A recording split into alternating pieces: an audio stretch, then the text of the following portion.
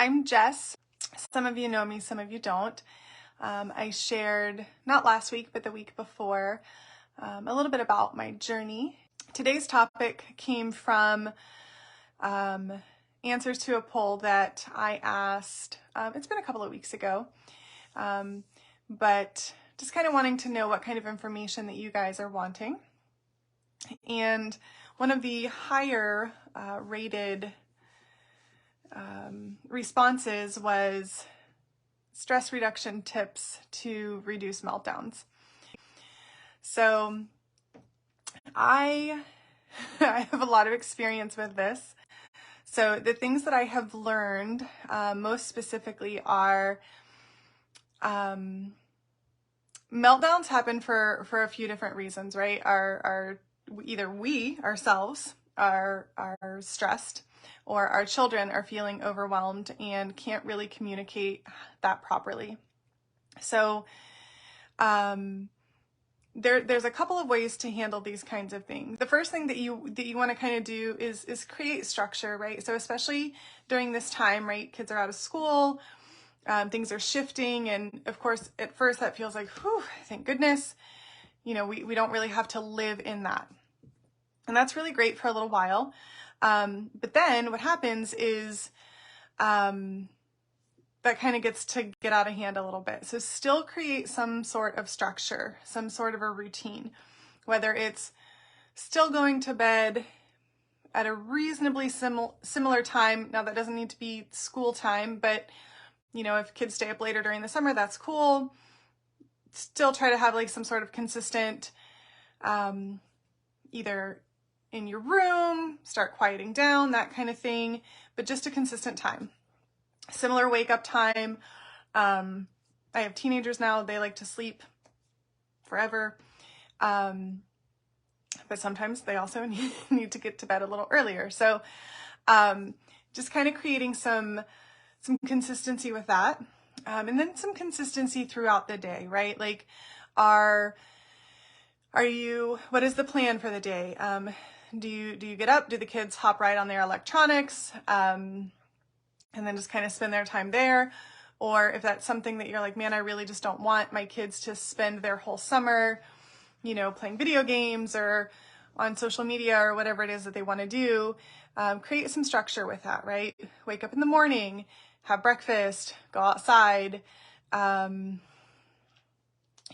get some activity in, and then maybe come in, spend an hour or so with electronics, create some consistent downtime. And that doesn't have to be nap time, right? Like when my kids were super young and they could have used a nap, there's this, oh my gosh, I don't want to have a nap. I'm 8 or I'm whatever, I'm 7. I'm not napping anymore. Okay, great. Just take the time, an hour, just to be quiet in your room.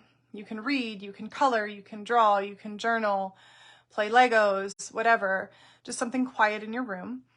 But then that also gives you a break throughout the day, right? So just create some structure. The next thing that you want to do is also just keep healthy food available, right? When our kids are binging sugar and popsicles and candy and Doritos and Cheetos, right? Their blood sugar is up and down and up and down and up and down, and then that's how they're behaving. So keeping healthy breakfast options, healthy snack options, lunch options, those kinds of things available. Limiting sugar, limiting food dyes, all of those things play a massive role in their behavior. And in the group, I actually share a bunch of recipes that are specifically designed for families. They are low sugar, they are gluten-free, they can be dairy-free if necessary. So be sure to check those out. They're available in the group for free. Also teach your kids some relaxation techniques. So when we start to feel overwhelmed, either us as parents or our children, a lot of times we don't have the coping skills we need to just breathe. One of the things that I've taught my children early on is when you're feeling completely overwhelmed and there's just no thought processes happening that are anywhere near logical, take a time out. Go to your room. Sometimes that was requested that they go to their room, they get themselves together, and then we could talk about it. As they have gotten older, they will do this on their own. They'll go to the room, they'll get themselves together, and then we can talk. But the things that you want to kind of teach them are, to focus on just taking some deep breaths. Some relaxation techniques that you can begin to implement are the deep breathing, having them breathe deeply into the pit of their belly, allowing their body just to relax, right? Our emotions, I feel, are okay. So no matter what we're feeling is okay. It's what we do with those emotions that's important, right? We can't, yell and scream and hit other people. We can't let our thoughts consume us. Sometimes we get these anxious thoughts and they completely consume us. So we can't do that. We have to focus on what's real. We have to focus on what we can control. And so allowing our body to kind of decompress and get out of that fight or flight space. We can diffuse oils, we can breathe, play some calming music.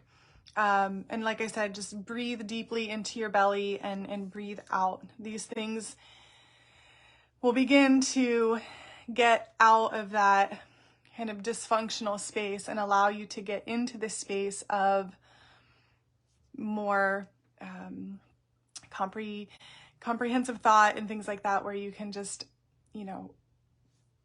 have a fruitful conversation, have a constructive conversation with your kids. Another thing that we want to do is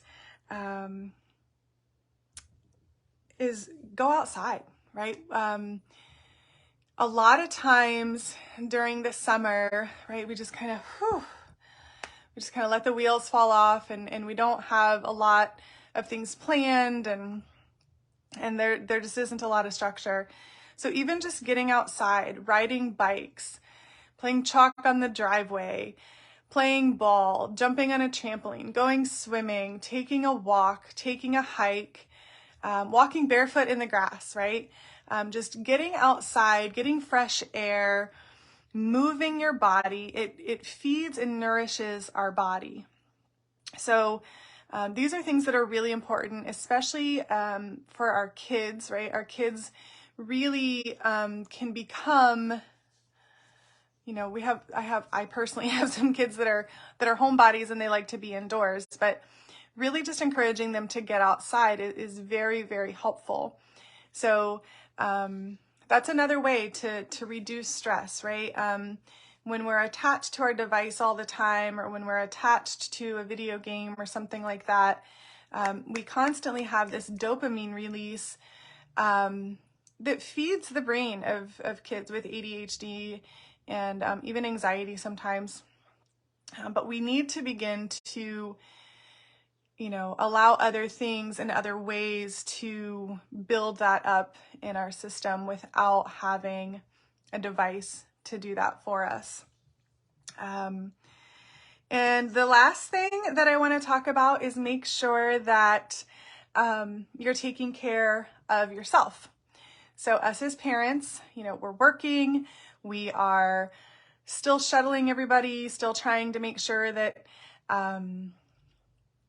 the kids are having a great summer and everybody's doing, and then, a lot of times kids have all these plans and they want to go to all these places. So just make sure that you're able to take care of yourself as well, right? You can't pour from an empty cup. So you need to make sure that you're taking time for you to implement some of these strategies as well, right? Getting outside, taking some deep breaths, allowing yourself to have a moment of pause when you need that. Eating healthy meals, right? We can go one of two ways. We can snack all the time, or we can just not eat, right? And neither one of those things are healthy for us. Those also give us those same roller coaster blood sugar levels. So what you want to do also for yourself is maintain healthy, consistent meals. Again, you can visit the recipes that are in the group. And then make sure that you have a routine that's manageable for yourself, right? Don't get overwhelmed. Don't get too stressed by too many things to do, right? Allow yourself, find the balance between we have no plan and no structure for the summer, and we have all the plans and all the structure for the summer. So find a healthy balance in there, and just enjoy, right? We can set these expectations sometimes and then feel like we're not meeting them. But not everything needs to have an expectation. Not everything needs to have a goal or a to-do list or something to check off. So find the balance and implement some or all of these strategies for your family this summer. And I guarantee you they will help. They have worked significantly well in my family. And now I'm watching my kids really implement a lot of them on their own, which is really, it's really amazing to watch, because I would not have expected that when they were younger. So please feel free to share this video with anyone that you feel could use these tips for stress reduction for meltdowns. And just comment in the group. Feel free to share the group with anybody that you feel would benefit from it. And I will see you guys here next week. I hope you have a wonderful week. Enjoy your summer, enjoy your day, and we'll chat soon. Bye.